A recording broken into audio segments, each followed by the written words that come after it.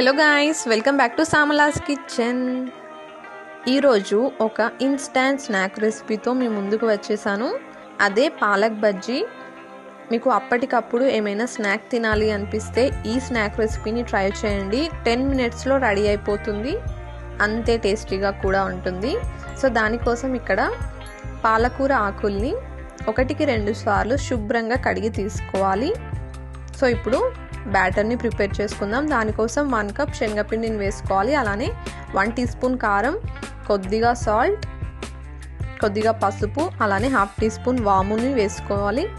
అలానే 1/2 tea spoon అల్లం వెల్లుల్లి పేస్ట్ని కూడా వేసి ఇదంతా ఒకసారి బాగా మిక్స్ చేసి కొద్దిగా వాటర్ని వేసుకుంటూ కలుపుకోవాలి.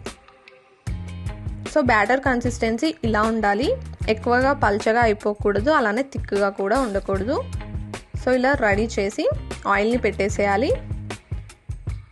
సో ఒక్కొక్క పాలకూరని ఇలా బ్యాటర్లో డిప్ చేసుకుంటూ ఆయిల్లో ఫ్రై చేసుకోవడమే. సో 2 సైడ్స్ కూడా మంచి కలర్లోకి వచ్చేంత వరకు ఫ్రై చేసుకోవాలి.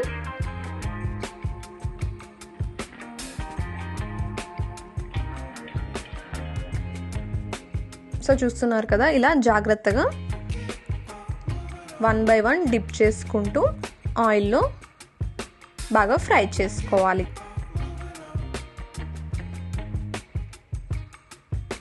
ఇంట్లో అందరికీ నచ్చేస్తుంది, అంత టేస్టీగా ఉంటుంది. సో తప్పకుండా ఈసారి ఈ రెసిపీని ట్రై చేయండి.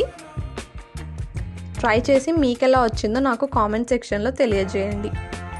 సో దీన్ని మనం అలానే కూడా తినేసేయచ్చు, ఆరెల్స్ టొమాటో కెచప్లో కూడా బాగుంటుంది. సో తప్పకుండా ట్రై చేసి మీకు ఎలా వచ్చిందో నాకు కామెంట్ సెక్షన్లో తెలియజేయండి. Thank you.